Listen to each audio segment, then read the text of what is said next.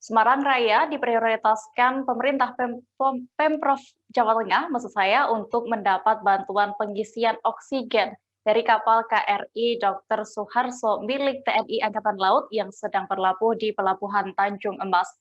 Gubernur Jawa Tengah Ganjar Pranowo mengatakan kapal TNI AL KRI Dr. Suharso ini diperintahkan berada di Semarang untuk membantu penyediaan suplai oksigen.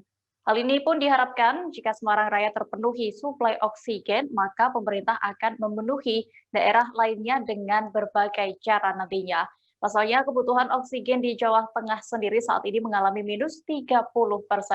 Untuk mengetahui informasi lebih detailnya, sudah bergabung bersama kami rekan wartawan Tribun Jateng, Radian Trijoko yang akan memberikan laporan. Halo Koko. Ya, Koko bisa Anda sampaikan, ini sampai kapan kapal KRI Dr. Suharso ini merapat di Pelabuhan Tanjung Emas, Semarang? Ya, KRI Dr. Suharso ini merapat di Pelabuhan Tanjung Mas sampai kebutuhan oksigen di Jawa Tengah ini terpenuhi.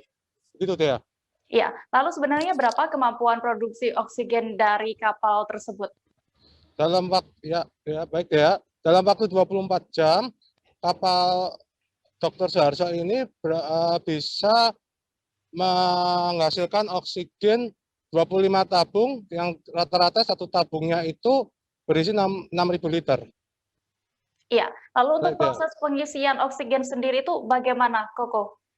Ya, untuk pengisian oksigen ini akan dikoordinasikan dengan Dinas Kesehatan setempat. Dan nanti yang akan diutamakan dari pihak rumah sakit. Begitu, ya. Iya, baik. Lalu bisa Anda jelaskan wilayah mana saja yang diprioritaskan untuk pengisian oksigen kali ini?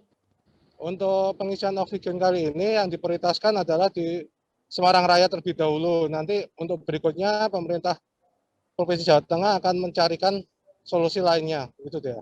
Ya, terakhir Koko, terkait kebutuhan oksigen di Jawa Tengah sendiri bisa Anda jelaskan untuk lebih detailnya?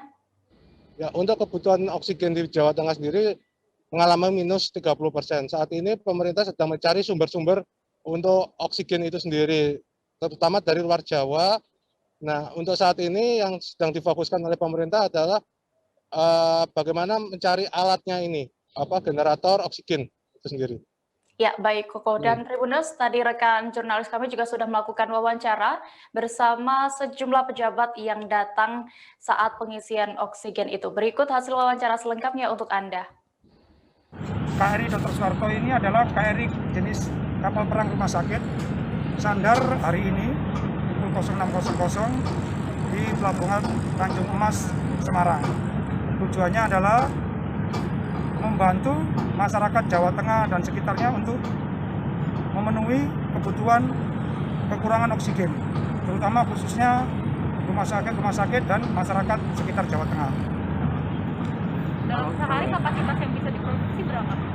Kapal ini bisa memproduksi 20 tabung. Satu tabungnya ukuran 6.000 liter.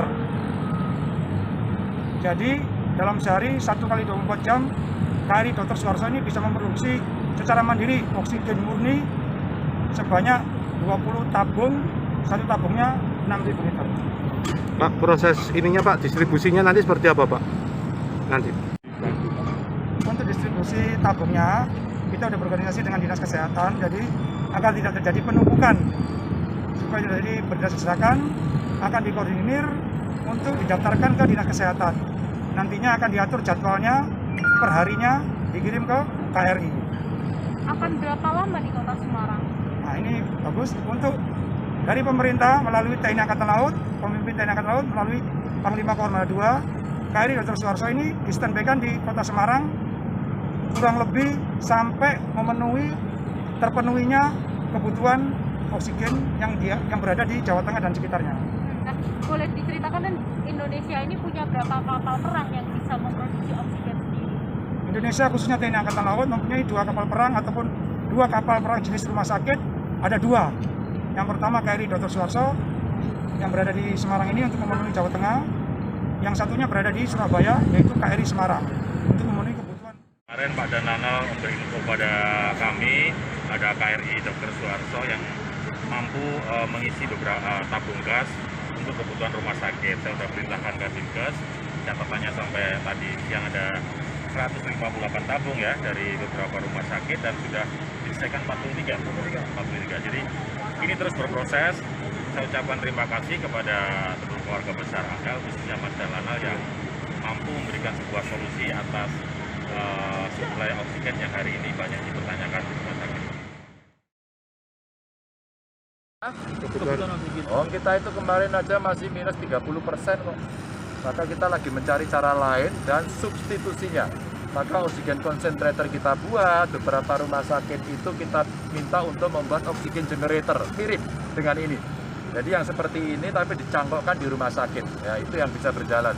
Sementara saya juga masih mencari lagi beberapa sumber yang dari luar Jawa. Alhamdulillah kemarin dapat dari Sumatera, dari Palembang, terus kemudian ini kita siap dari Kendari, terus kemudian kemarin beberapa dari Jawa Timur, terus kemudian kita lagi coba ya dari Kalimantan, tapi sampai hari ini belum mendapatkan sumbernya. Nah, sekarang kita siapkan peralatannya.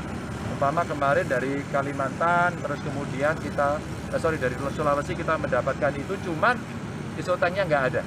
Nah, kita sekarang lagi beli isotank, mudah-mudahan dalam 2 minggu ini hadir, bisa sampai di sini, dan kita harapkan ini bisa nanti untuk mengambil oksigen yang ada. Kemarin saya sudah mendapat komitmen dari beberapa tempat, tapi mereka bilang nggak punya isotanknya.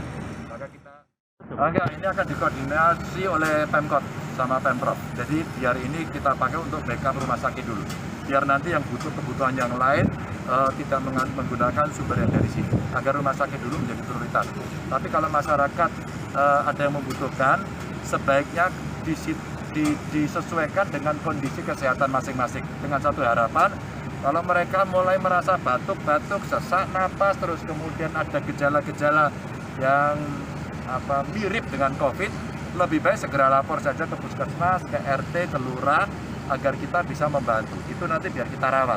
Maka perawatan-perawatan yang terkonsentrasi secara penuh itu akan memudahkan kita semua. Sehingga nanti tidak hanya urusan oksigen, tapi juga termasuk urusan obat-obatan, bagaimana treatment yang bisa kita lakukan, dan itu akan mudah untuk mengendalikan.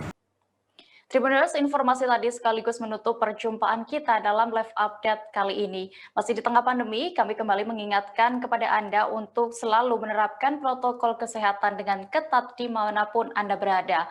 Mewakili kru yang bertugas, saya Diamita, pamit dan terima kasih. Sampai jumpa. Jangan lupa like, subscribe, dan share ya!